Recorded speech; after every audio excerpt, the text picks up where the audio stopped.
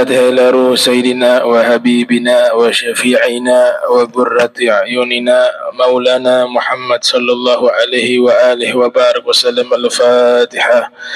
أعوذ بالله من الشيطان الرجيم. بسم الله الرحمن الرحيم. الحمد لله رب العالمين الرحمن الرحيم مالك يوم الدين. إياك نعبد وإياك نستعين. اهدنا الصراط المستقيم صراط الذين أنعمت عليهم غير المغضوب عليهم ولا الضالين آمين. السلام عليكم ورحمة الله وبركاته. الحمد لله رب العالمين. اللهم صل وسلم على سيدنا محمد وعلى آله وصحبه أجمعين. أما بعد، سبحانك لا علم لنا إلا ما علمتنا إنك أنت العليم الحكيم. ربي اشرح لي صدري ويسر لي أمري واحلل عقدة من لساني يفقه قولي وسدد لساني واهدي قلبي بحق سيدنا محمد صلى الله عليه وآله وبارك وسلم. يا من هو في علوه كائن، يا من هو في فعل حميد، يا من هو في مجده متين. اللهم أكرمنا بنور الفهم وأخرجنا من ظلمات الوهم وارزقنا فهم النبيين وحفظ المرسلين وإلهام ملائكة المقربين.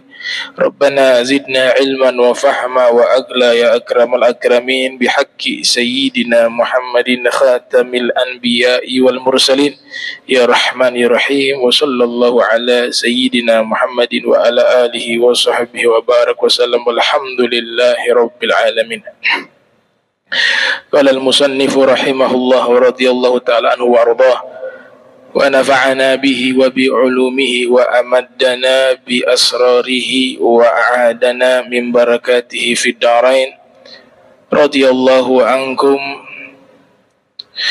باب السلام للتحلل من الصلاة. Alhamdulillah, puji syukur kehadirat Allah. Salawat salam senantiasa tercurahkan kepada junjungan mulia Nabi tercinta Sayyiduna wa Maulana Muhammad sallallahu alaihi wa alihi wa sahbihi wa barak wasallam, beserta seluruh keluarga beliau, sahabat beliau dan umat beliau yang sama-sama kami muliakan, kami hormati para imam Masjid Al-Munawwar wa Haji Aswin, Ustaz Jamal, wa para habaib Al-Habib Alwi Al-Bar, para sesepuh, hadirin hadirat, jamaah yang insyaAllah dirahmati Allah subhanahu wa ta'ala. Kita masih membahas tentang bab salam. Pertemuan lalu sudah disinggung bahwa salam di dalam solat yang wajib itu salam yang pertama. Salam yang kedua hukumnya sunnah. Sehingga dikatakan oleh Al-Imam Nawawi, wal wajibu taslimatun wahidah wa amma thaniya fasunnatun law tarakaha lam yadurrahu. Yang wajib adalah salam yang pertama. Adapun salam yang kedua hukumnya sunnah. Seandainya orang yang solat tidak melakukan salam yang kedua, maka tidak membahayakan. Artinya solatnya tetap sah. Tapi bukan berarti kita tinggalkan ya. Kita harus amalkan semua sunnah Nabi Muhammad sallallahu alaihi wasallam. Imam Ghazali mengatakan orang yang memiliki kebiasaan meninggalkan sunnah Rasul, maka pada satu saat kewajiban-kewajiban dia akan tinggalkan. Dan Imam Ghazali mengatakan kalau ada sunnah yang memang kita mampu lakukan dan sengaja meninggalkan, maka dikatakan orang itu adalah orang yang bodoh. Tapi kajian ini membahas tentang hukum secara terperinci, bahwa salam yang pertama dalam solat tersebut itu adalah salam yang wajib, dan salam yang kedua hukumnya adalah sunnah. Dan lafadznya jangan sampai kita membaca salamnya tanpa alif lam dalam lafadz salam. Salamun alaikum. Maka hal itu bisa membatalkan sholat. Kalau yang sebelumnya tidak tahu, ya maaful. Sekarang sudah mengetahui hukumnya, maka salamnya harus dibaca dengan alif lam dalam lafadz salam. Assalamu alaikum. Jangan dibaca salamun alaikum. Di sini keterangan mengatakan kalau kita membaca assalamu alaika atau salami alaika atau salami alaikum atau salamullah alaikum atau salamun alaikum, maka dikatakan di sini tidak boleh diamalkan salam seperti itu di dalam sholat. Salam yang kita baca di saat tasyahud. Bila khilaf wa tabtul sholatuhu in qalahu amidan aliman fi kulli dzalika. Dan tidak ada khilaf di antara para ulama yang membaca salam yang seperti tadi, terutama lafadz salam tanpa menggunakan alif lam, assalam, kata Imam Nawawi, jika dilakukan dengan sengaja dan dia tahu hukumnya, maka sholatnya itu batal. Sholatnya batal kalau sudah tahu hukumnya. Maka di situ ada lafadz amidan. Yang pertama, sengaja. Kalau gak sengaja, berarti maafkan. Tidak sengaja. Di sini batal karena sebab amidan. Dia melafadzkan dengan sengaja. Yang kedua, aliman. Sudah mengetahui hukumnya. Kalau yang tidak tahu, maafu. Makanya jangan pernah puas dengan ilmu. Kalau ada kesempatan belajar. Menuntut ilmu wajib, sama kayak sholat 5 waktu. Kalau mampu disengaja tinggalkan dan dia memang orang yang belum faham dan praktek ibadahnya itu salah, sedangkan ada peluang, ada kesempatan untuk belajar, dia sengaja tidak belajar, sama seperti meninggalkan sholat, hukumnya dosa. Nah, makanya butuh ketawaduan, butuh tahu diri, rendah hati, jangan merasa cukup, jangan merasa pintar sendiri. Belajar terus sampai meninggal dunia. Kami sampai sekarang masih belajar. Ditanya kapan libur? Ya liburnya nanti sudah meninggal. Utlubul ilma minal mahdi ila lahad. Karena menuntut ilmu hukumnya wajib. Ilmu-ilmu yang berkaitan dengan ibadah-ibadah yang wajib, maka ilmunya menjadi wajib. Nah itu harus dilafadzkan assalamu alaikum. Assalamu alaikum. Dan dikatakan di sini, seandainya ada seseorang dia membaca assalamu alaihim, bukan alaikum tapi alaihim, fa innahu la tabtul salatuhu. Lafadz yang semacam itu tidak membatalkan salat.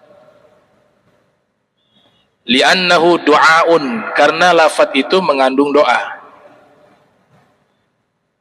Wa in kana sahiyan lam tabtul wala yahsul at-tahallulu minas salati bal yahtaju ila istinafi salamin sahihin. Kalau dia lakukan karena lupa atau sabqul lisan, terpeleset lidah, maksudnya alaikum jadi alaihim, assalamu alaihim, maka salatnya tidak batal akan tetapi salamnya itu belum dinyatakan sah. Harus dia ulang lafaz Assalamualaikum baru selesai sholat. Butuh kepada pengulangan salam yang sahih. Walau iqtasara al-imamu ala taslimatin wahidatin atal ma'mumu bitaslimataini. Sekarang kita makmum, kemudian ada imam kita salamnya satu kali, dia Assalamualaikum langsung selesai, dia gak menambah lagi salam yang kedua yang sunnah tadi. Bagaimana sikapnya makmum? Apakah harus ngikut satu kali salam, ataukah makmum nanti menambah sendiri salam yang kedua? Maka di sini berkata Al-Ghadi Abu Thayyib At-Tabari min ashabina wa ghairuhu idza sallama al-imamu fal ma'mumu bil khiyar in syaa'a sallama fil hali wa in syaa'a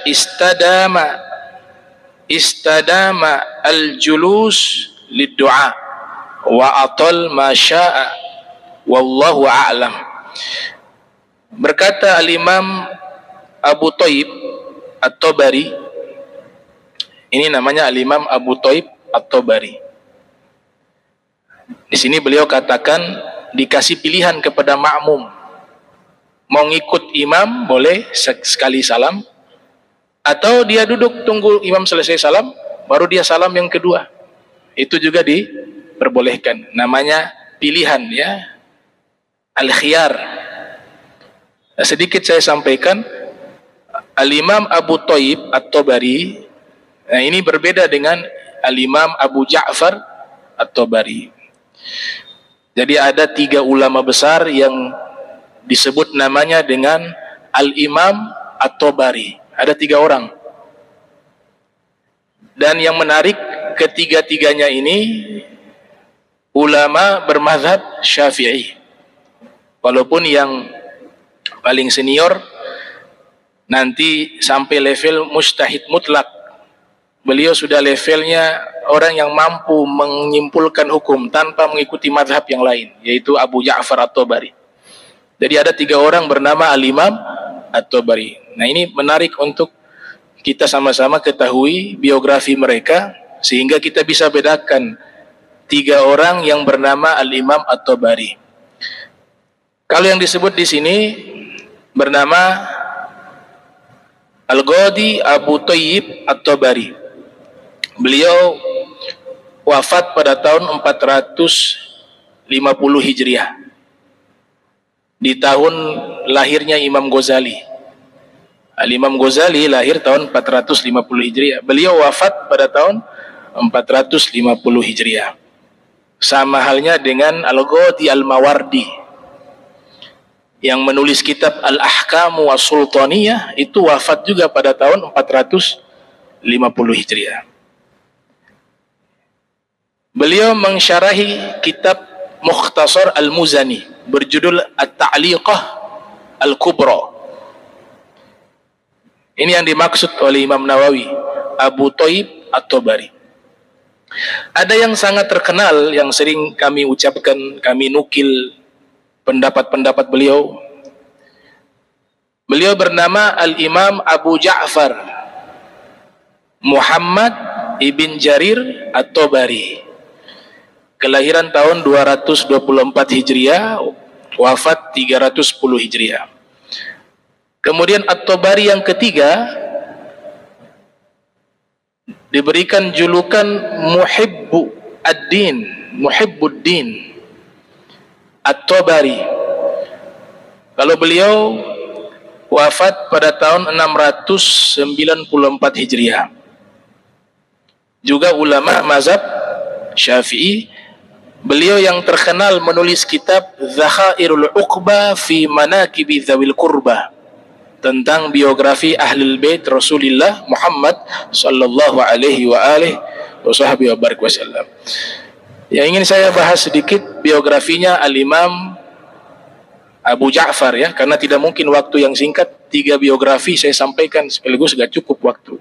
Jadi mungkin pertemuan berikut kita bahas satu persatu. Ya, pertemuan ini saya bahas sedikit biografi ulama ya, karena kita menceritakan biografi orang soleh.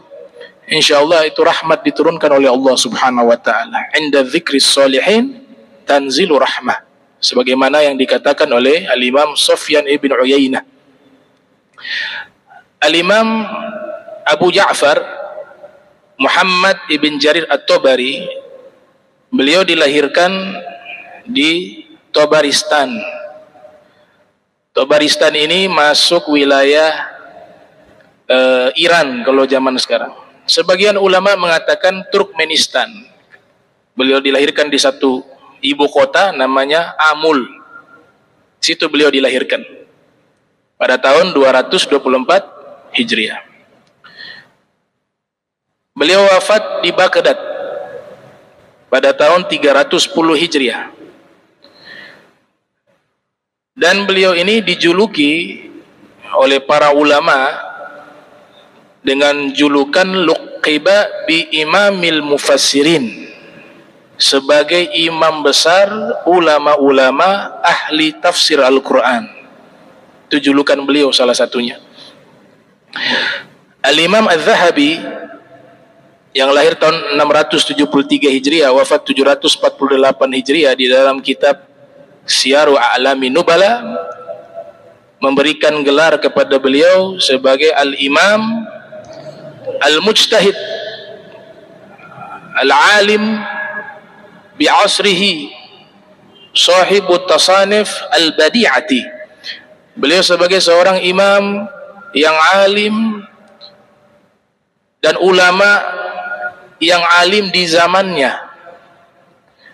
dan menulis banyak sekali karya-karya tulis yang menakjubkan, yang tidak ada tandingannya. Al-badi'ah itu dari kata sesuatu yang sebelumnya tidak ada, sama akar kata dengan bid'ah. Al-badi'ah artinya karya beliau itu sebelumnya tidak ada yang menandinginya. Itu sanjungan dari Al-Imam Al-Zahabi.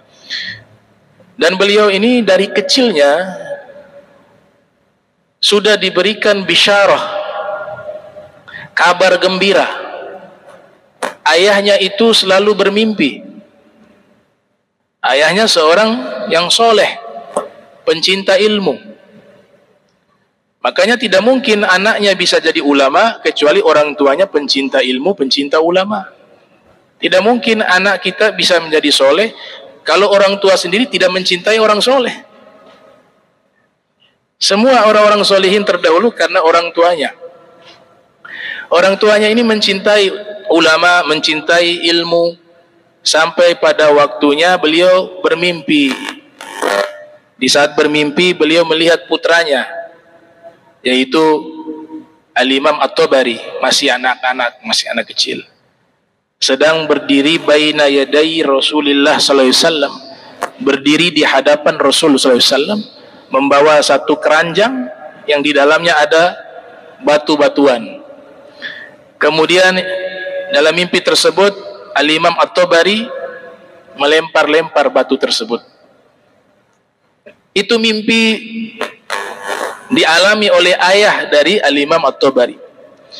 Sampai pada akhirnya ayah dari Al-Imam At-Tabari mendatangi Mu'abbirur Ru'yah, orang yang ahli dalam ilmu takwil mimpi. Dia menanyakan kepada ulama yang ahli takwil mimpi, kiranya apa makna dari mimpi tersebut. Maka diterangkan oleh ulama ahli takwil mimpi tersebut yang mengatakan, inna ibnaka in kabura nasaha fi dini wa dhabba an syari'ati rabbih. Artinya anakmu itu nanti ketika sudah tumbuh dewasa, dia akan menjadi orang yang memberikan nasihat di dalam agamanya dan menjadi pembela syariat Tuhannya Allah Subhanahu wa taala. Sejak saat itulah Al-Imam At-Tabari mendapatkan perhatian khusus dari ayahnya. mulailah ayahnya memotivasi anaknya untuk belajar kepada ulama-ulama yang ada di tempat tinggal mereka. Satu persatu beliau datangi, beliau belajar dari satu ulama, sampai akhirnya di usia 7 tahun beliau menghafal Al-Quran 30 juz, usia 7 tahun. Bahkan beliau katakan sendiri, beliau mengatakan, hafidhul Quran wali sab'u sinin, saya telah menghafal Al-Quran di saat usia saya 7 tahun. Wa shallaitu bin nas wa ana ibnu 8 sinin, dan saya ditugaskan menjadi imam solat di usia saya 8 tahun. Wa katabtul hadith wa ana fit tasi'ah, dan di usia 9 tahun saya sudah menulis hadis-hadis Nabi Muhammad sallallahu alaihi wasallam. Setelah beliau menimba ilmu dari para ulama yang ada di tempat tinggalnya, beliau tidak puas. Sebagaimana tradisi ulama-ulama terdahulu, mereka melakukan ar-rihla al-ilmiyah, perjalanan ilmiah, guna untuk menuntut ilmu. Mulai beliau berangkat menuju ke wilayah Rai yang ada di Iran, di Persia. Beliau menuntut ilmu dari para ulama yang ada di kota Rai, kemudian berpindah ke Baghdad, ke Kufah, ke Basrah, sampai beliau datangi Mesir, belajar dari para ulama yang ada di Mesir, berangkat ke Madinah, ke Makkah, menuntut ilmu. Dan perjuangan menuntut ilmunya sangat luar biasa. Sampai-sampai dikisahkan bekal beliau, uang beliau ketika tiba di Baghdad dicuri, sehingga untuk makan pun beliau tidak punya uang untuk membelinya. Akhirnya beliau gadaikan pakaian yang beliau kenakan untuk dibarter dengan makanan. Itu perjuangan dari Al-Imam At-Tabari. Dan perjalanan yang ditempuh di zaman itu jauh berbeda dengan perjalanan yang kita tempuh di zaman kita. Tidak ada alat transportasi yang seperti sekarang, ada pesawat, ada mobil. Mereka kadang jalan kaki bermil-mil, yang dipertaruhkan nyawa. Kadang menggunakan unta, kadang menggunakan kuda, hanya dengan satu tujuan, untuk menuntut ilmu. Itu yang dilakukan oleh Al-Imam At-Tabari. Dalam kitab Tarikh Baghdad, Al-Imam Khatib Al-Baghdadi menulis, yang disampaikan oleh guru kami, beliau sering berkorespondensi, mengirim surat kepada Al-Imam Ahmad bin Isa Al-Muhajir, walaupun usianya terpaut sangat jauh. Al-Imam At-Tabari itu lebih tua 49 tahun dari Al-Imam Ahmad bin Isa Al-Muhajir yang berhijrah ke Hadramaut, ke Husaisah. Yang menarik, beliau sekalipun usianya jauh lebih tua, tapi tiap kali menyebut namanya Imam Ahmad, disebut dengan julukan, gelar terhormat, ya Sayyidi, wahai tuanku. Artinya beliau paham tentang masalah kemuliaan dan perintah agama untuk mencintai ahlul bait Nabi Muhammad sallallahu alaihi wasallam. Bahkan beliau menulis kitab biografinya Sayyidina Abu Bakar, dan juga beliau menulis biografinya Al-Imam Ali bin Abi Thalib karramallahu wajhah. Al-Imam At-Tabari ketika sudah melakukan rihla ilmiah, menuntut ilmu dari para ulama yang ada, di antara guru-guru beliau yang tercatat, gurunya banyak, ratusan mungkin. Akan tetapi yang saya sebutkan yang biasa kita sering mendengar, yang terkenal. Di antara guru beliau ada Al-Imam Abdullah ibn Mubarak, kelahiran tahun 118 Hijriah, wafat 181 Hijriah. Di antara guru beliau juga adalah Al-Imam Sufyan ibn Uyainah. Kemudian beliau berada di Baghdad. Beliau di Baghdad belajar kepada murid langsung Imam Syafi'i. Jadi beliau tidak ketemu Imam Syafi'i, tapi belajar langsung kepada murid-muridnya Al-Imam Syafi'i. Di antaranya Al-Imam Za'farani. Dan banyak ulama lainnya yang beliau menimba ilmu kepada mereka di Baghdad. Setelah itu beliau tidak puas, berangkat lagi ke Mesir. Di Mesir beliau bertemu murid utama Imam Syafi'i. Yang pertama adalah Al-Imam Al-Muradi, Ar-Rabi' bin Sulaiman Al-Azdi Al-Muradi. Itu murid langsung Imam Syafi'i. Beliau berguru kepada Al-Imam Ar-Rabi' bin Sulaiman Al-Azdi dan juga Al-Imam Al-Muzani. Kedua-duanya adalah murid utama Al-Imam Syafi'i. Bahkan di Mesir juga beliau belajar kepada murid-muridnya Ibnu Wahab. Ibnu Wahab ini adalah murid langsungnya Imam Malik bin Anas. Belajar. Kemudian beliau ke kota Rai. Di kota Rai belajar kepada Abu Muqatil. Abu Muqatil adalah ulama mazhab Hanafi. Kemudian belajar juga kepada Al-Imam Daud Az-Zahiri. Al-Imam Daud Az-Zahiri adalah ulama yang mengasas mazhab Az-Zahiri.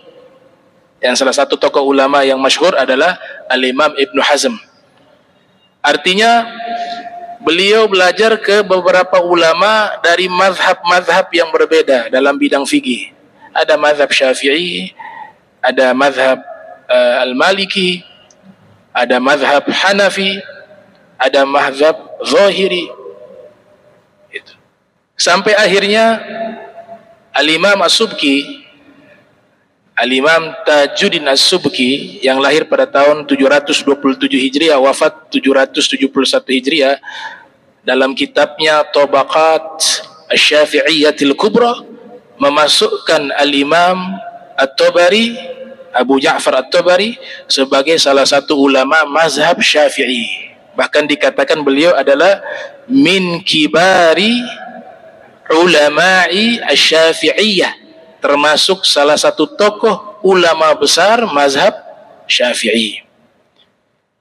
Namun waktu berjalan, menurut Al-Imam Ibnu Salah dalam kitab beliau Tabaqat Al-Fuqaha Asy-Syafi'iyyah menyatakan waktu berjalan ilmu beliau bertambah, pengetahuan beliau bertambah, beliau buat mazhab sendiri. Tidak lagi ngikut mazhab Maliki, mazhab Syafi'i atau mazhab Hanafi atau mazhab Zahiri, tapi beliau membuat mazhab sendiri. Karena memang secara kapasitas keilmuan beliau itu sudah mencapai derajat mujtahid mutlak. Sama magomnya seperti Imam Abu Hanifah, Imam Syafi'i, Imam Malik, disebut sebagai mujtahid mutlak. Awalnya beliau ini terkenal sebagai al-faqih sebelum terkenal sebagai al-mufassir. Jadi beliau pakar fikih. Al-Imam Khatib Al-Baghdadi mengatakan beliau adalah ulama yang menguasai banyak sekali keilmuan. Beliau adalah ahli tafsir, ahli hadis, ahli fikih, ahli sejarah, ahli lughah, ahli bahasa Arab, ahli qiraah. Lengkap. Dan subhanallah, ketika beliau menguasai seluruh keilmuan di bidang fikih, beliau buat mazhab beliau sendiri, tapi mazhab beliau tidak sampai kepada kita. Artinya mazhab beliau punah karena pertama tidak ditadwin karya-karya fikih beliau dan tidak ada regenerasi dari murid-murid beliau yang meneruskan mazhab beliau. Murid ada tapi tidak meneruskan mazhabnya, sehingga mazhab beliau itu dianggap salah satu mazhab fikih yang punah. Namun karya beliau sampai kepada kita. Karya beliau sampai kepada kita. Kitab pertama yang beliau tulis judulnya Ikhtilafu Ulama'il Amsar. Dikatakan oleh para sejarawan huwa awwalu kitab allafahu al-Imam At-Tabari. Itulah kitab pertama yang ditulis oleh At-Tabari tentang masalah perbedaan pendapat ulama, masalah hukum. Sebagaimana beliau sendiri, wa kana yaqulu anhu, beliau sendiri menyatakan, li kitabani la yastagni anhuma faqihun. Li kitabani, saya memiliki dua kitab. Yastagni anhuma faqihun, yang seorang ahli fikih cukup menjadikan dua kitab itu sebagai referensi dalam hukum dan tidak perlu mencari kitab yang lain. Li kitabani yastagni anhuma faqihun. Kemudian beliau menulis setelah itu banyak kitab-kitab, di antaranya beliau menulis kitab Ikhtilaf al-Fuqaha, perbedaan pendapat para fuqaha. Nah, kitab ini beliau nukilkan agwal, pendapat-pendapat dari para a'immah, para imam-imam di dalam bidang fikih. Di antaranya beliau nukilkan pendapat Imam Syafi'i, Imam Malik, Al-Imam Auza'i, Al-Imam Abu Hanifah. Tapi beliau tidak menukil pendapat Al-Imam Ahmad bin Hanbal. Padahal beliau tinggal di Baghdad, yang mayoritas Baghdad waktu itu adalah ulama-ulama bermadhab Hambali. Tersinggung mereka ketika kitabnya dibaca, kok semua imam disebutkan, imam kami tidak disebutkan, guru kami tidak disebutkan. Maka mulailah muncul fitnah. Ada salah satu tokoh mazhab Hambali namanya Abu Bakar bin Daud. Mulai dia memboikot, orang-orang dilarang belajar kepada Imam At-Tabari. Kemudian dituduh sebagai Syiah Rafidhah dan dilarang mengajar kecuali hanya di rumah. Itu pun dilarang orang-orang datang ke rumahnya. Beliau diboikot sampai meninggal dunia. Bahkan dikatakan ketika meninggal dunia dikuburkan di pemakaman umum, ditolak oleh mereka. Akhirnya dikuburkan di dalam rumah. Dan beliau tidak punya anak, tidak punya istri. Waktunya sudah wakaf habis untuk nuntut ilmu, mengajar, menulis kitab. Bahkan dimasukkan di dalam kitab karya Syekh Abdul Fattah Abu Guddah yang mencatat ada sekitar 35 ulama besar yang mereka tidak sempat menikah karena waktunya sudah tergadaikan untuk menuntut ilmu, ibadah, menulis kitab. Salah satunya Al-Imam At-Tabari. Kitab itu berjudul Al-Ulama Al-Uzzab Alladzina Atharul Ilma Ala Zawaj. Bahkan dikatakan makatha arba'ina sanatan yaktubu fi kulli yaumin minha arba'ina warakah. Beliau itu selama 40 tahun hanya sibuk menulis kitab, setiap hari 40 lembar selama 40 tahun. Dan beliau dijadikan sebagai satu contoh keteladanan orang-orang yang bersabar menuntut ilmu, termasuk contoh teladan para ulama-ulama terdahulu yang mereka sangat sabar dalam menuntut ilmu. Nama beliau dimasukkan dalam kitab Safahat min Sabril Ulama, karya Syekh Abdul Fattah Abu Guddah. Dan di antara kitab-kitab yang beliau tulis itu sangat banyak. Sebagian bisa dicetak matbu', sebagiannya berupa manuskrip yang ada di museum-museum di Istanbul juga ada, di Saudi pun ada. Naskah-naskah klasik tulisan tangan beliau itu tersebar di museum-museum yang ada di dunia Islam. Dan karya terbaik yang beliau tulis diantaranya adalah Tarikh At-Tabari. Tarikh At-Tabari cetakan lama 11 jilid. Cetakan sekarang sudah 10 jilid, mungkin diringkas. Ya.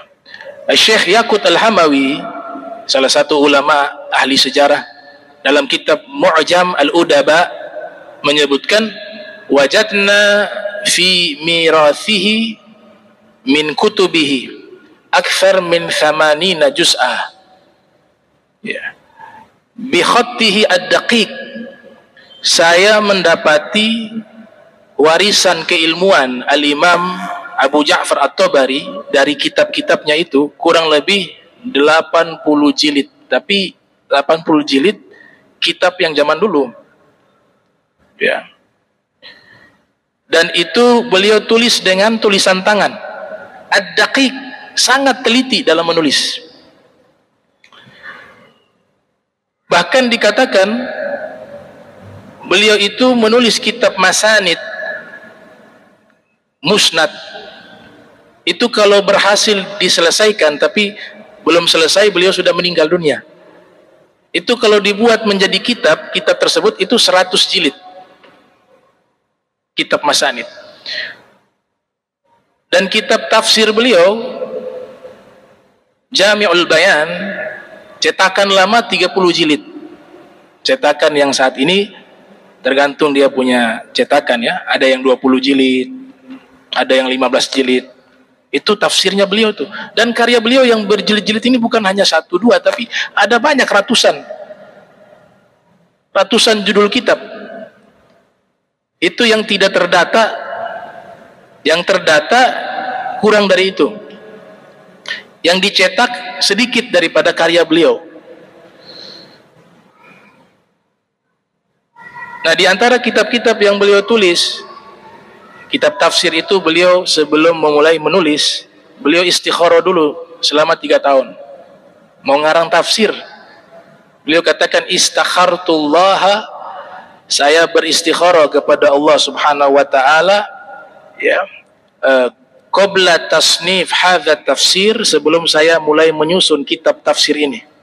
Wa sa'altullaha al-auna ala ma nawaitu, dan saya minta Allah menolong saya atas niat saya ingin menulis tafsir Al-Quran. Thalatha sinin, itu istikharahnya selama 3 tahun. Fa'anani, ternyata Allah tolong saya, bantu saya, akhirnya saya menulis kitab tafsir. Dan kitab tafsir ini termasuk kitab tafsir yang terbaik, dan juga kitab tafsir yang tertua, karena ditulis di masa beliau, kisaran abad 2 Hijriah. Beliau juga menulis kitab At-Tafsir fi Ma'alimiddin, dan ada kitab tasawuf juga ditulis oleh beliau berjudul kitab Adab An-Nafs Al-Jayyidah wal Akhlaq Nafisah wal Akhlaqin Nafisah. Itu membahas tentang ilmu tasawuf. Beliau juga menulis kitab tentang ilmu qiraah berjudul Al-Faslu Bainal Qiraat, yang beliau dapat ilmu qiraah dari salah satu ulama yang ada di Beirut, namanya Ibnul Walid. Beliau baca langsung kepada ulama tersebut. Kitab lainnya yang beliau tulis Sharihus Sunnah, yang menjelaskan akidah beliau dan madhab beliau. Kemudian kitab Adabul Qudat, adab para hakim, Adabun Nufus, adab nafsu-nafsu atau jiwa-jiwa, Tahdzibul Athar, tentang membahas ilmu hadis. Beliau paham tentang ilmu jarh wa ta'dil, mengetahui mana sanad yang sahih dan seterusnya. Beliau kuasai ilmu hadis dengan sangat matang dalam kitab Tahdzibul Athar. Dan masih banyak kitab tentang al-faraid, tentang hukum waris, juga beliau menulis terkait kitab tersebut. Ikhtilaful Fuqaha, tentang bab fikih. Kitabul Latif, ada kitab namanya Al-Khafif. Kitabul Khafif diminta oleh seorang menteri untuk menulis ringkasan kitab fikih, ditulis oleh beliau. Kemudian setelah sudah berhasil dituntaskan kitab tersebut, dihadiahkan kepada menteri itu. Menteri bayar kitab itu 1000 dinar. 1 dinar itu kalau kita hitung 1 dinar 3 juta, berarti kurang lebih 3 miliar. Tapi beliau menolak, tidak menerima uang tersebut. Seorang zahid. Kemudian beliau menulis juga kitab-kitab masanid wal managib, sanad-sanad hadis dan kitab-kitab managib, dan banyak sekali karya-karya beliau yang gak bisa kita sebutkan satu persatu. Ya, begitu banyak yang kitab yang beliau tulis. Ini menandakan begitu berkahnya umur beliau, ya, barakah umurnya. Al-Imam Al-Hafiz Ibnu Katsir Beliau di dalam kitab Al-Bidayah wan Nihayah yang lahir tahun 701 Hijriah, wafat 774 Hijriah.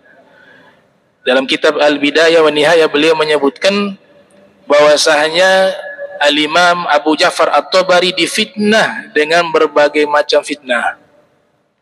Ada yang menuduh beliau membawa aliran sesat, ada yang menuduh beliau penganut aliran Syiah Rafidhiyah, dan banyak sekali tuduhan-tuduhan kepada beliau. Tapi Al-Imam Ibnu Katsir membantah itu dalam kitab Al-Bidayah wan Nihayah.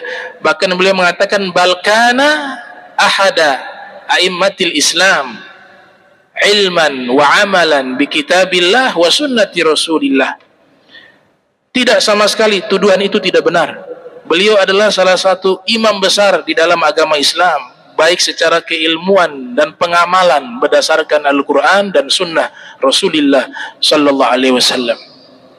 Dan di zaman itu at-ta'assub, fanatisme berlebihan terhadap mazhab itu sudah terjadi di zaman-zaman itu.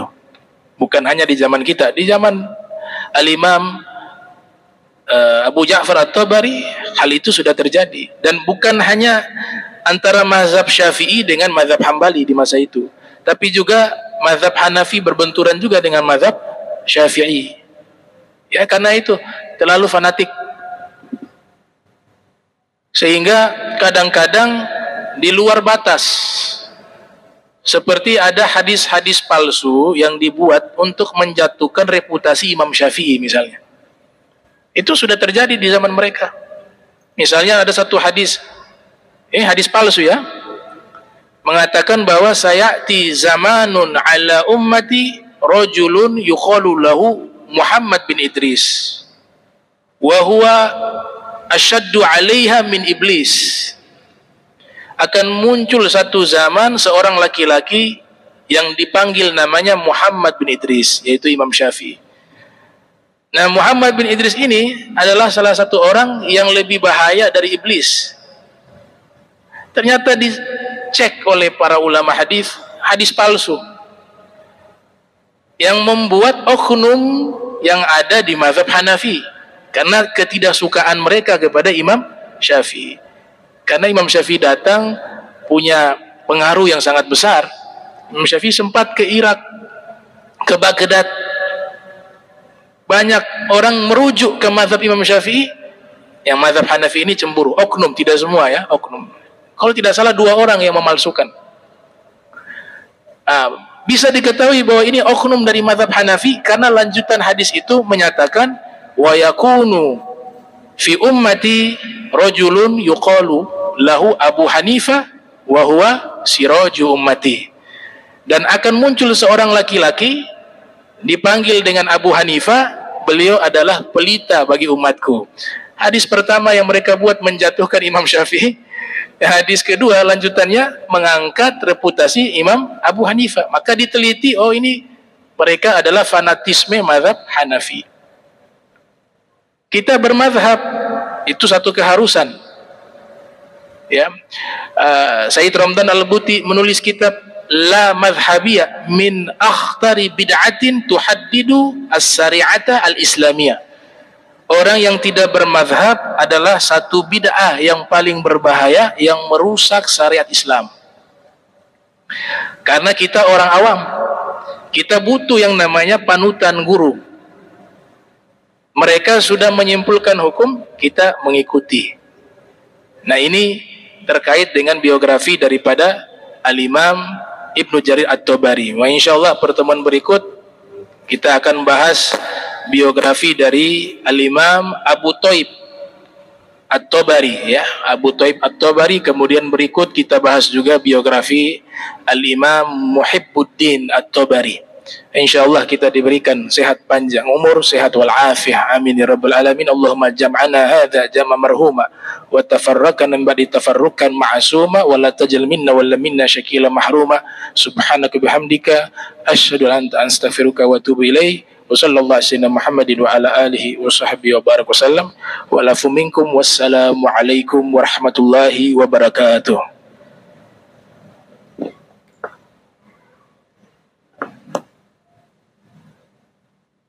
اللهم صل على سيدنا